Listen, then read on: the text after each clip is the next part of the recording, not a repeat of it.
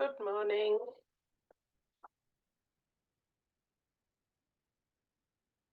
So we are going to start our reading lesson. And today, these are our aims and outcomes. By the end of this session, you must be aware of ways to read and locate information, be aware of different reading skills, and find information using structural features. You should use different reading skills on a regular basis, and you could use different reading skills all the time. So we're going to start by watching a video.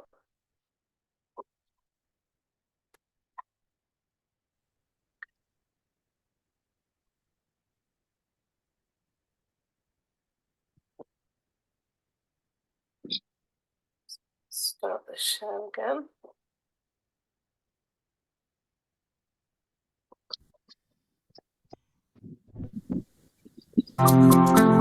Reading to find information. There are many different reasons for reading. When you think about it, we are reading all the time. Road signs, instructions, timetables, junk mail, text messages, adverts, for example. However, there are times when we must focus our reading skills so that we can find specific information for a particular reason, sometimes in a short space of time. There are a few things to think about and strategies that we can use when finding information. Skimming and scanning reading techniques, using paragraphs and finding topic sentences to help, reading for detail, being able to concentrate and read carefully. Let's start with skimming and scanning.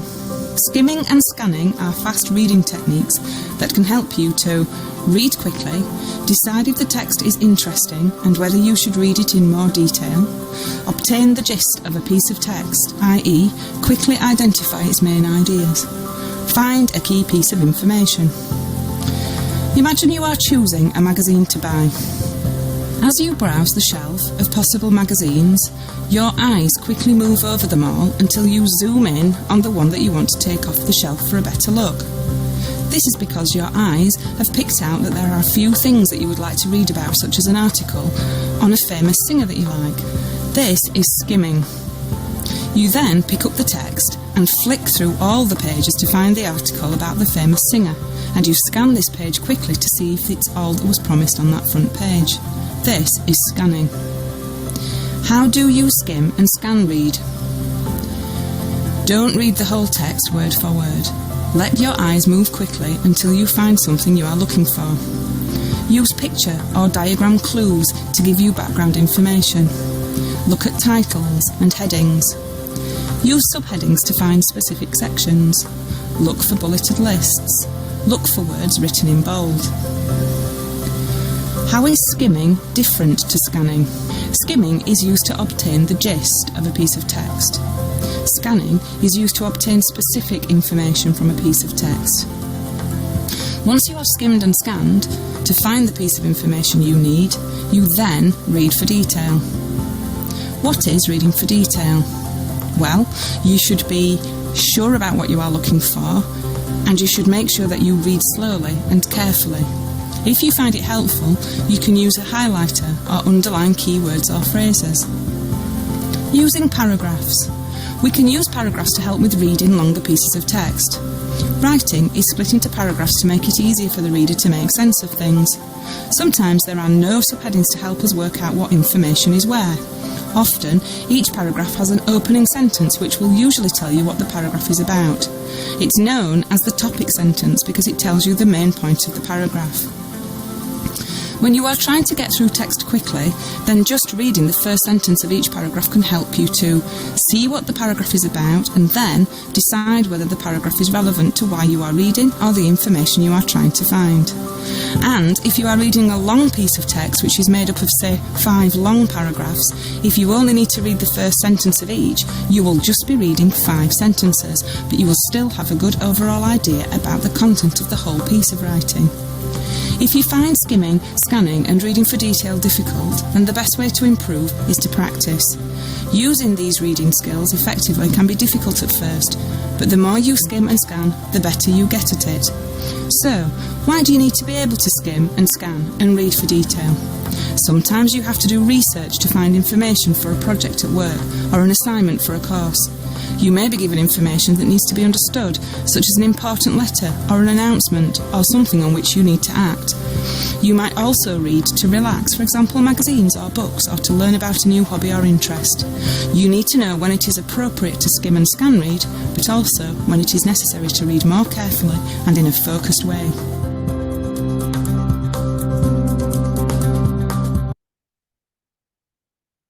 Okay, so that's given us more information about what we are learning today. So in the video, we were told about these skills: skimming, scanning, reading for detail, topic sentence, and subheading. And knowing what all those are will help improve our skills, will help enable us to find information, to get a general idea or gist of what a document or text is about. So they will help us in our reading skills. So, what is skimming? So you were told that in the clip, in the video.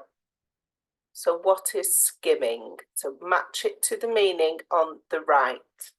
So tells you what a paragraph is about, a word, phrase or sentence used to introduce part of a text.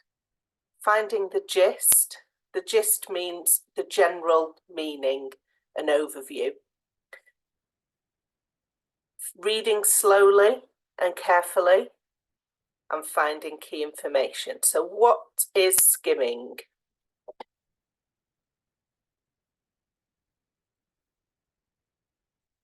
So if you unmute yourself and you can tell us what you think.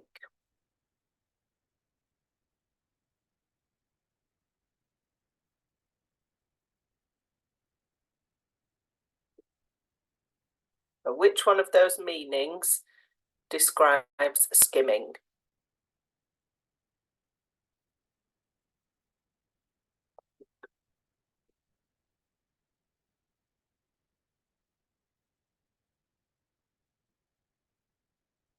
And we've got 4 people in the lesson today, so one of you, could you give us an answer for that? What is skimming?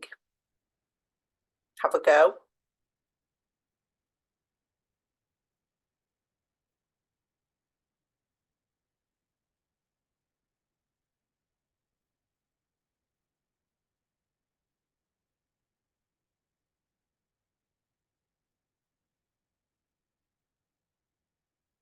So these are skills that you will need to learn what they are and also how to do them in order to reach the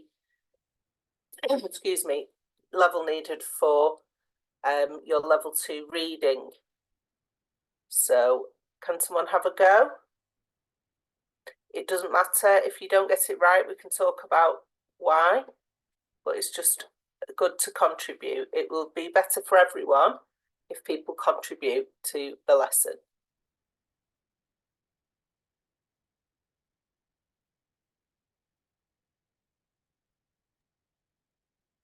I think it's about tell you about what a paragraph is about.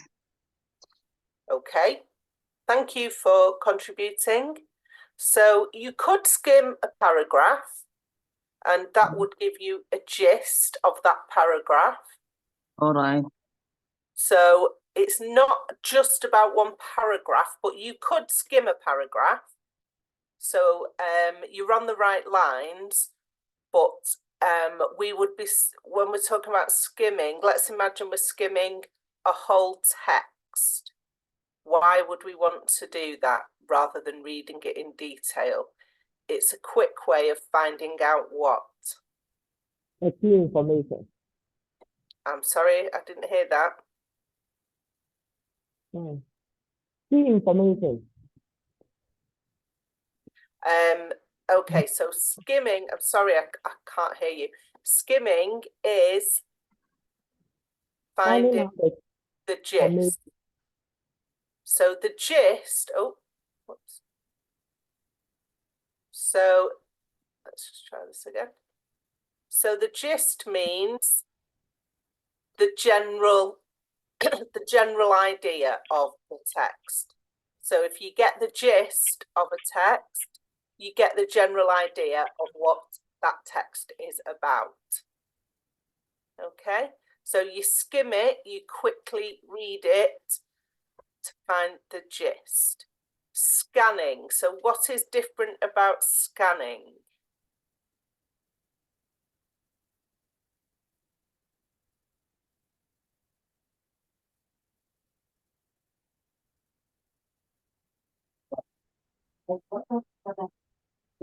Scanning is finding the key information. Good. So a question might ask you about a person. So it might say, what was Mr. Jones' opinion of the situation?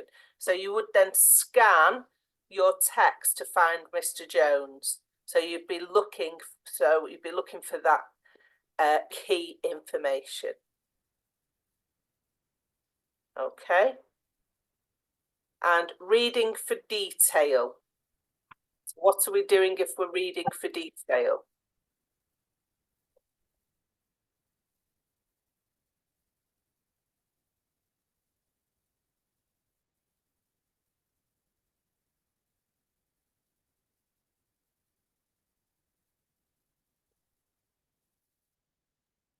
So reading for detail, what's that?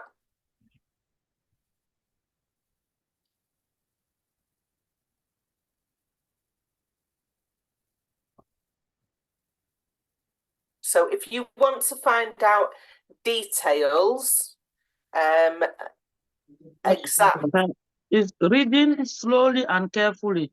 Good. So if you need details, you'll need to read slowly and carefully. A topic sentence.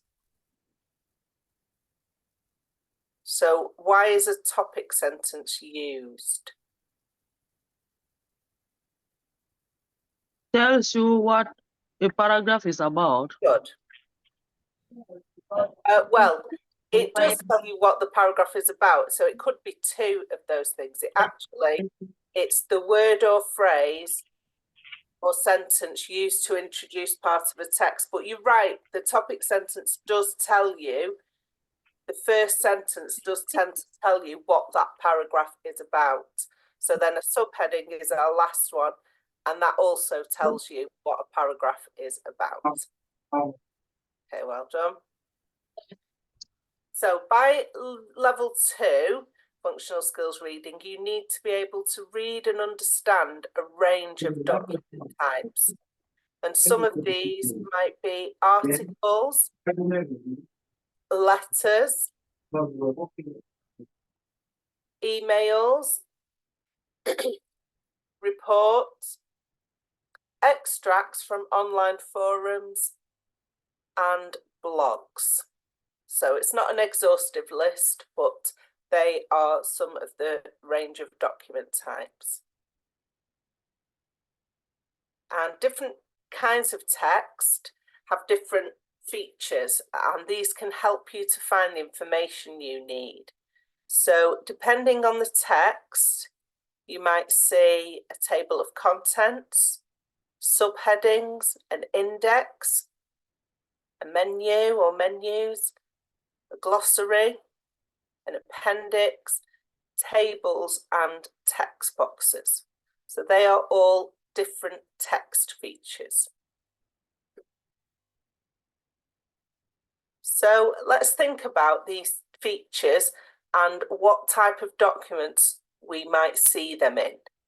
So where might you find a table of contents? So if you think about these documents and others, where might you see a table of contents? So I've put everyone on mute, so you'll need to unmute yourself to answer.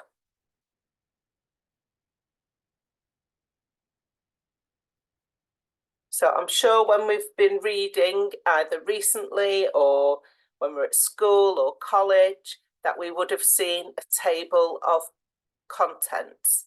So what type of document or text would you find this in?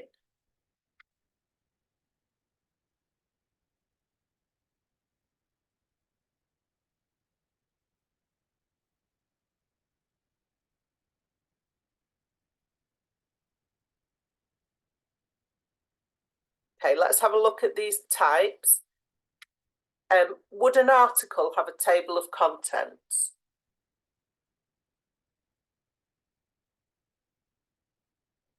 What do you think? Do you have a table of contents in an article? So you read in a magazine article, is there a table of contents? No. No. Okay, so it's not an article. A letter, would a letter have a table of contents? No. No. So think of the type of document that would have a table of contents, or a content page even. I think article. So an article in a magazine, Yeah. so a table of contents tells you where to find information in the document. So different chapters, for instance, and we don't have chapters in an article. So a table of contents is used in longer documents, such as a book. Okay, so let's just have, let me see if I can add an example to show you.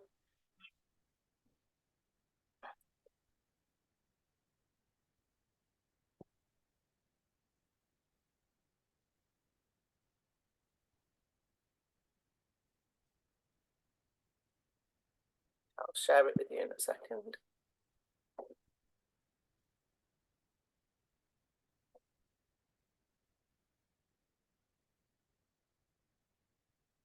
Okay, so if you look at this picture, it's a bit hard to see. There we go. So the table of content, it lists what's in the book and what page it will be on. So I'm sure now you've seen an example, you will be familiar with that. You will have seen it in books you have read, either recently or in the past. Okay.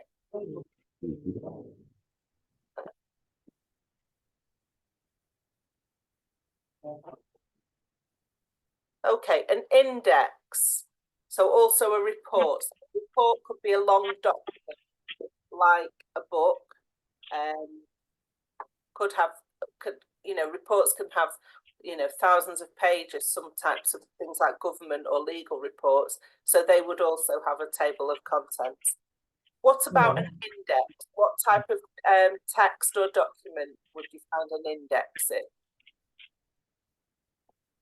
It's also a book. Yeah, a book. Yeah, you'd see it in a book, or again, a report. So an index would allow you to look up a particular word, such as you want to find information about the law. So you would go to the index, look up the word law. So it might be about housing law, for example, and that will tell you what page to find it on. Whereas the contents page gives you the chapters in order. Okay, menus. Where would you find menus?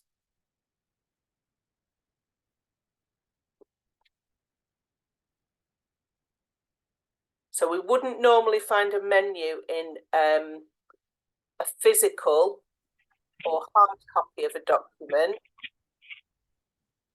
So they're more likely to be seen online. So that would be on a website. So websites have menus. Okay. A glossary, where do we find glossaries?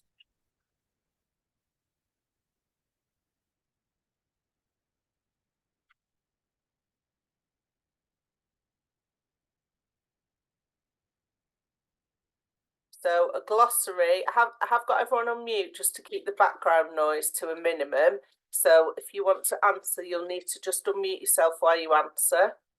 So a glossary would also be found in a book, but it could also be seen in a manual, so a set of instructions, also in a report, and also sometimes you might have one on a website as well. So what about an appendix? Where might you come across an appendix in a document? What type of document?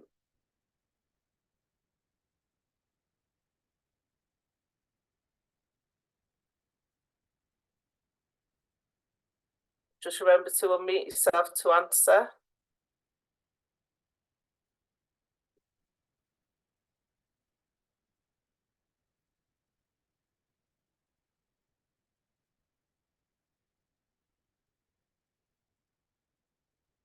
So if you have,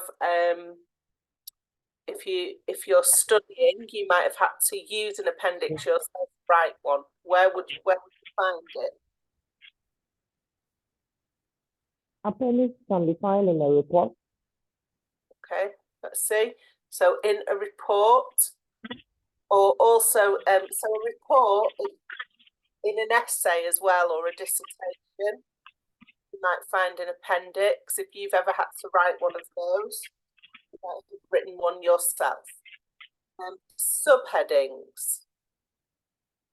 So let's have a look. So these can be found in lots of different document types. So books, reports, articles. So you're reading an article in a newspaper or a magazine. There's likely to be subheadings before some of the paragraphs which indicate what you're going to be reading about. You also see them on websites for the same reason and in blogs. So it's a way of a feature that you can use to separate the text, the different elements, and the subheading gives the reader an idea of what they're going to be reading about next in the next paragraph or paragraphs. And text boxes, can anyone tell us where they might see a text box?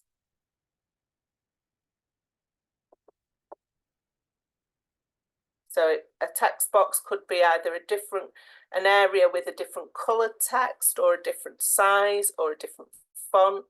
It could be used to highlight certain information or facts. Article. Yeah, you might see it in an article, well done. Or sometimes in a book, more likely to be a non-fiction book where you'd see that.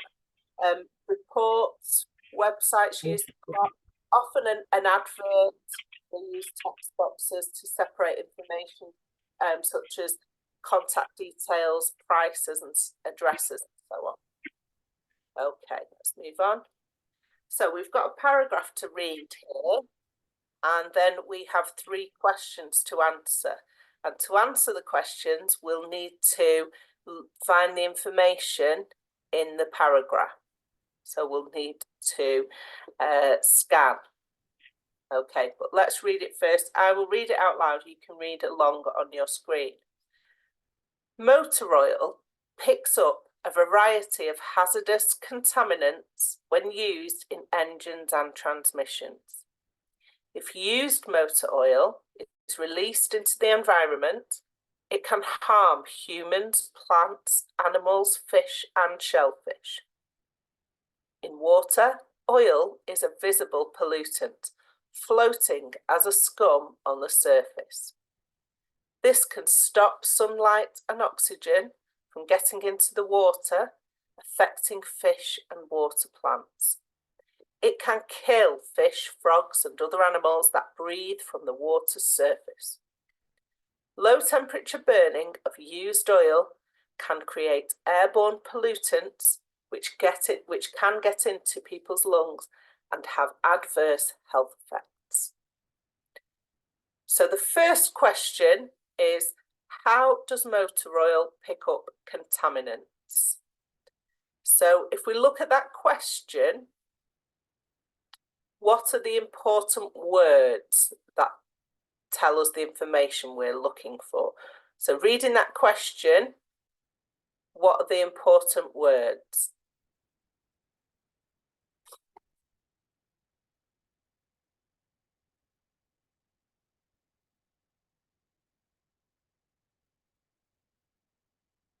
Okay, so the first one, let's have a look together. So motor oil and contaminants. So we can use those words to scan the text. So when we're scanning, we're looking for particular words, motor oil and contaminants. So can anyone tell me where in the text are those words? Because that's where we're going to find our answer. On the first line of the text. Good. So the first line straight away, got motor oil and contaminants. So how does motor oil pick up contaminants? We know our answers in this area. It picks up a variety of hazardous contaminants when used in engines and transmissions. So our answer would be motor oil picks up contaminants when used in engines and transmissions. Okay, does that make sense? Does anyone have any questions about that? So if I just write the answer, just so you can see what I mean. So you would write an answer to that. Motor oil picks up contaminants when used in engines and trans. So that's your answer. Okay, so question 2. How does oil in water affect the environment? So what are our important words or our key words in this question? Environment. Environment and Oil. And oil. water. Oil. Okay. So who can tell me where do we find those words? So if you scan the text, where are those words?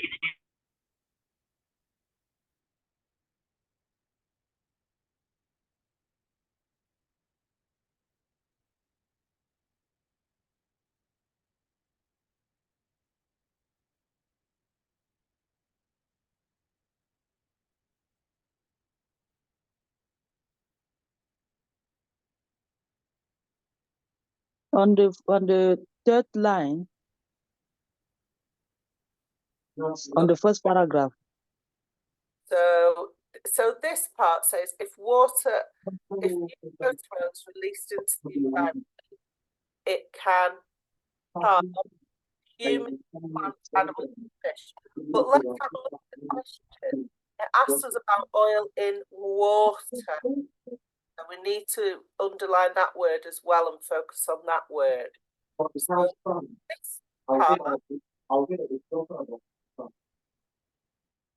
this part, sorry, just get rid of that, doesn't tell us about water. So well done, you've picked out the oil, but then when we reread it, we've not got an answer because it doesn't tell us about water. So we're going to have to move on and look at the next paragraph. So, and we find it here, water. So water and oil there. The word environment isn't in this paragraph, but we're using our skills. We understand that what it describes is affecting the environment, okay, even though it doesn't explicitly use that word. So how does oil in water affect the environment? Can you tell me what it does by reading that second paragraph?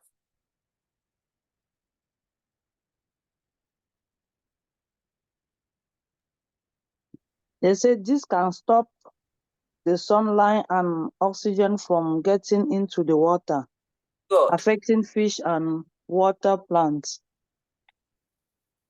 So oil in water stops. So this is what you would write. So it stops sunlight and oxygen question. Getting into the water, and it can kill fish, frogs and other animals. So there you go. You use the text, you can paraphrase it, so put it in your own words to answer the question. Okay, our last question. What can create airborne pollutants? So what words are we focusing on to find our answer in the text? Airborne. Airborne pollutants, good. So let's scan the text and see if we can find those words. Can you tell me where to find them? Second paragraph.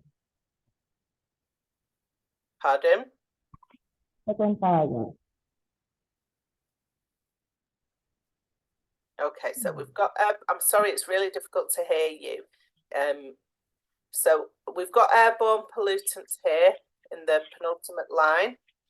So we're going to look around this area of the text to find our answer. So can anybody read that and tell me what creates airborne pollutant?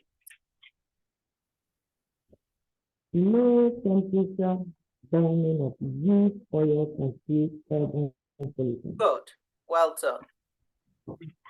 So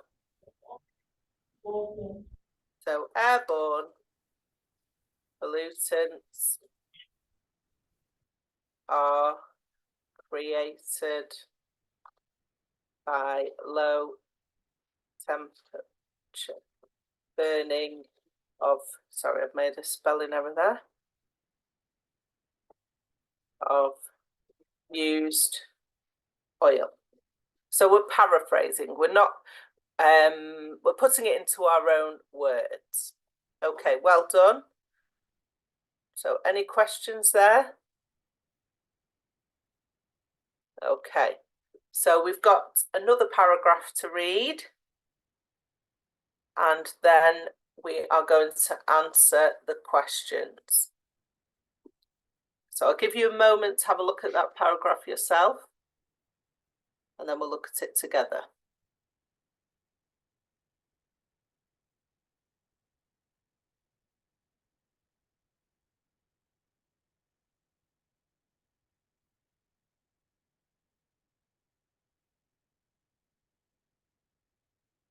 Okay, so the New Street Butchery changed ownership a month ago. As the name suggests, the focus is on meat. It's no place for vegetarians. The menu is meat, meat and more meat, from homemade rabbit and duck charcuterie to boar and venison, and the bellies, breasts, loins and legs from practically every part of the animal kingdom. For meat lovers, there's a wealth of choice. It's not perfect, but it's good. It's great to see the butchery remain in good hands. Okay, so what is the New Street Butchery? It's a meat shop. It's a Meat shop. meat shop. Yeah. Yeah. Okay. It's more than that, and there's a word that gives us a clue to that. Can anyone else help us here?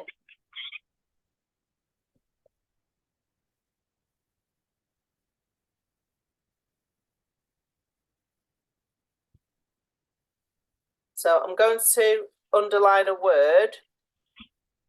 So let's just... Okay, the menu. So what type of place has a menu?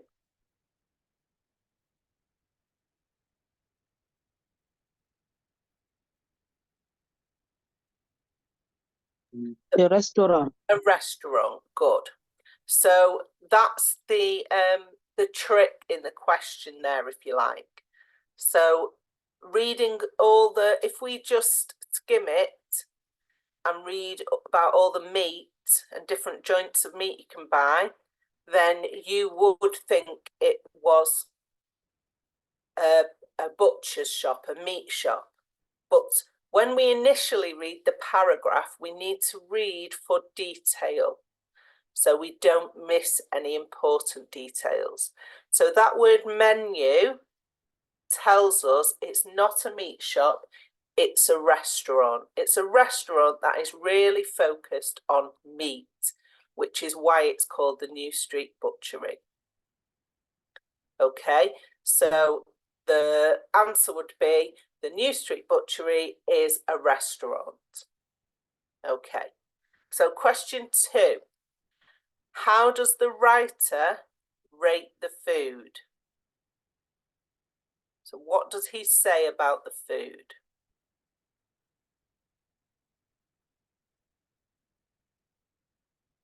You might need to read through it again to find the answer.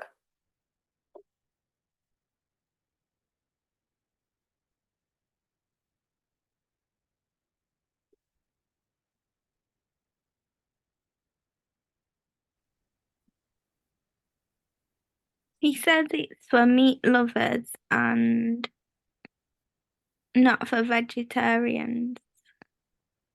He does. He says it's not for vegetarians, it's for meat lovers. So he's giving us some information, but even more than that, so that's useful information he gives people. It sounds like the start of a review or a short review. But how does he rate it? So what's his opinion? So we're looking for a sentence that gives his opinion. So if we're asked about how it's rated, what's their opinion of it? It's not perfect, but it's good. Excellent. So this is his rating, his opinion. It's not perfect, but it's good. So your answer would be, how does the writer rate the food? So you could answer the writer states, and then you could use a quote there. So it's not perfect, but it's good. So for that, because it's asked us how he rates it, you could actually use a quote from the text rather than paraphrasing it. And obviously you would need the capital letter. I just missed that out. Okay, well done. So number 3, why is the restaurant no place for vegetarians? So for this question, you are being asked to find out why he says this. You can see there they've used inverted commas for no place for vegetarians. So that's the part of the text you need to scan the text to find. So you need to look for this sentence and then tell me, why do you think he says this? So after reading that whole text, why do you think the writer says this?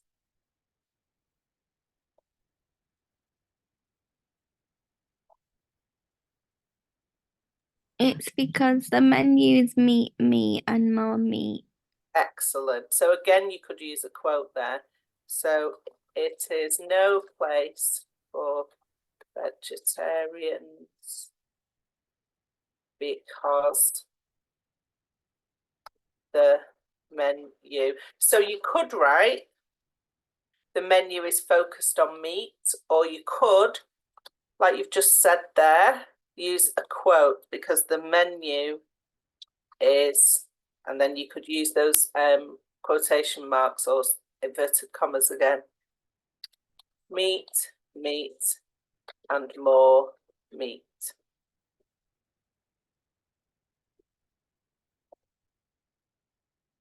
Okay, any questions about that? Okay. Okay, so another paragraph to read. So I'll give you a moment to read through it yourself. Then we will read it through together and look at the questions.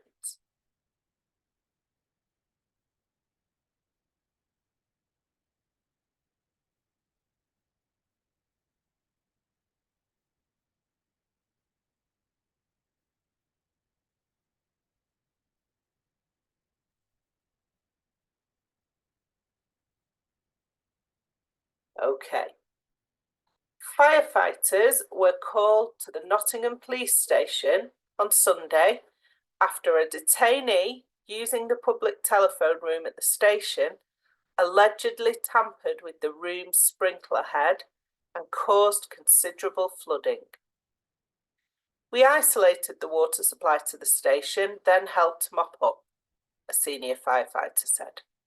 There was water 50 millimetres deep in the hallway outside the telephone room and in the room itself. The detainee was drenched. Police have charged him with criminal damage. Okay, question 1. Why were firefighters called out?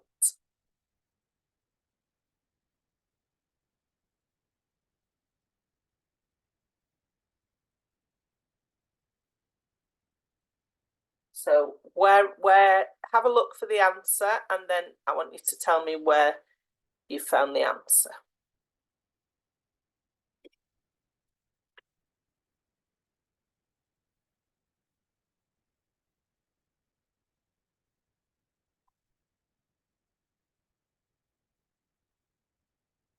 So we're looking for why they were called out.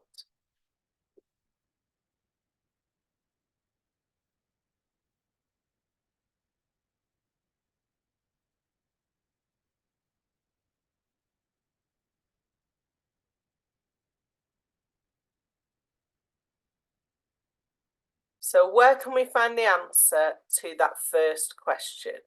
So if we look for those words, firefighters called, where can we see those in the text? In the first paragraph. Excellent. So that's going to help us find the answer then. So if we reread it, we should get a because. So firefighters were called out because the firefighters were called to the Nottingham police station after a detainee using the public telephone room allegedly tampered with the room's sprinkler head and caused considerable flooding. Do we need to put all of that information in our answer?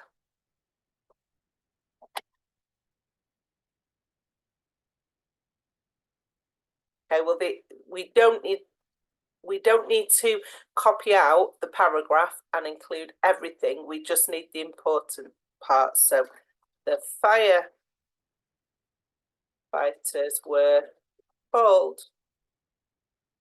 So it's a why question. We need a because in there. The firefighters were called out because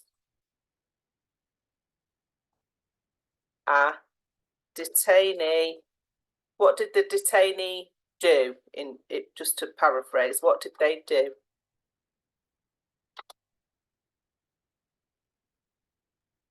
They tampered with the room. Yeah, tampered with a sprinkler and caused flooding. So we're paraphrasing it. We're not writing every word.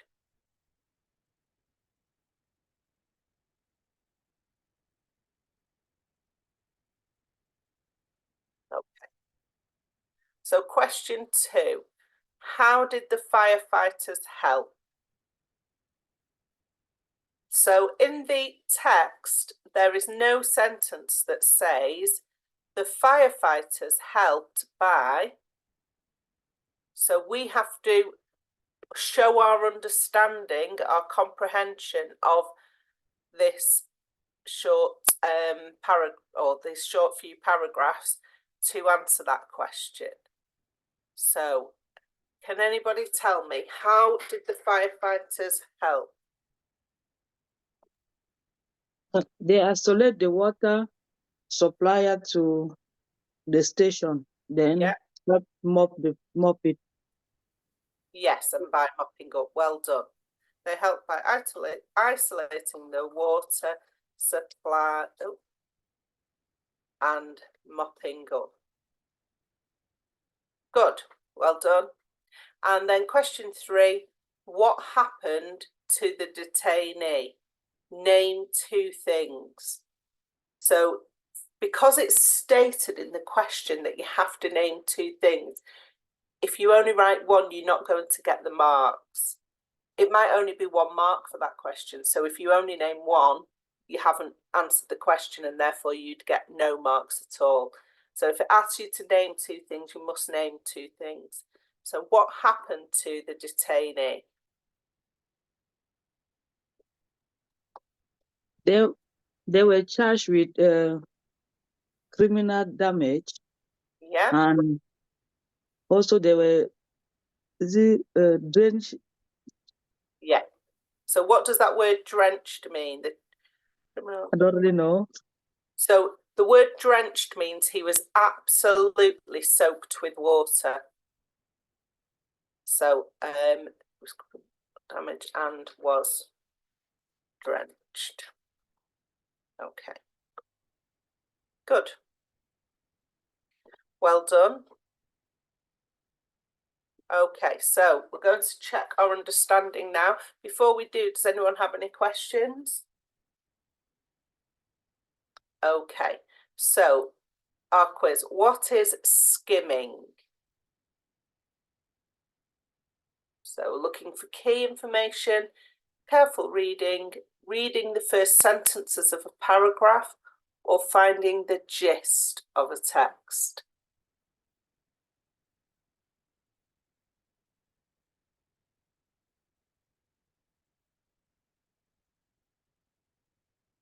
So when you skim a text, you're running your eyes over it quickly, over the whole text,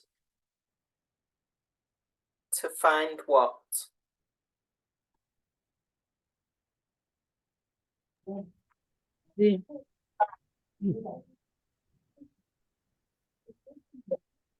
find the gist of the Good. text. Good.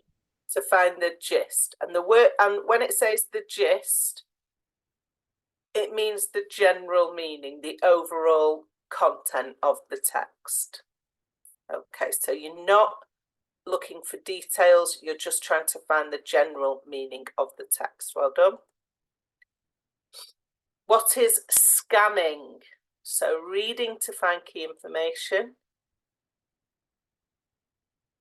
I'm not sure why it says skimming there. That's giving that away that it's not B. So let's forget about B. So reading to find key information, reading the first sentences of a paragraph, or slow and careful reading. Reading to find the key information. Excellent. Yes. So you've so you need to find out what happened to the detainee. The question says what happened to the detainee. You are going to scan to look for that word detainee so you can read what happened. So you're looking for key information. Well done. The topic sentence in a paragraph is always first. It gives detail and evidence, closes the paragraph, or gives the main idea of the paragraph.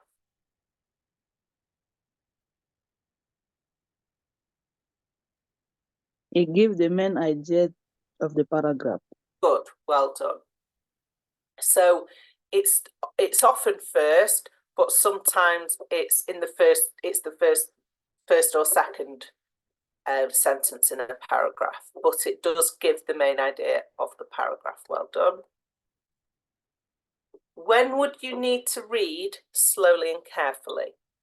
When you want to know what a document is about, when you need to find key information, when you need to find detailed information, or when you're looking for a page number.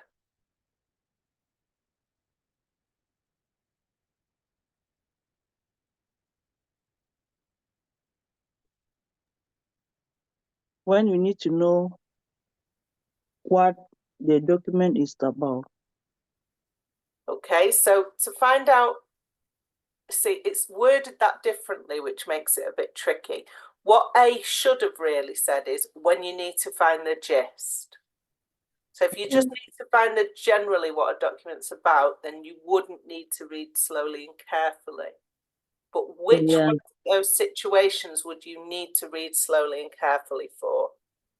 When you need to find the detailed information. Yes. Yeah. So this is worded not very well, because I can see why you chose that one. But yes, to find detailed information, we would need to read slowly and carefully. Okay, so does anyone have any questions? We've reached the end for this morning. Okay, so well done, everybody. If you want to practice, you can go on Moodle, and there should be some questions and answers to check your understanding of today's session and to have some practice. And just keep practicing whatever you're reading throughout the week. Keep practicing those reading skills. So thank you for contributing, everyone. And remember that there's no writing session again this week, but we'll restart those next week. So thank you and have a good weekend. Thank you. Bye. Bye. Bye.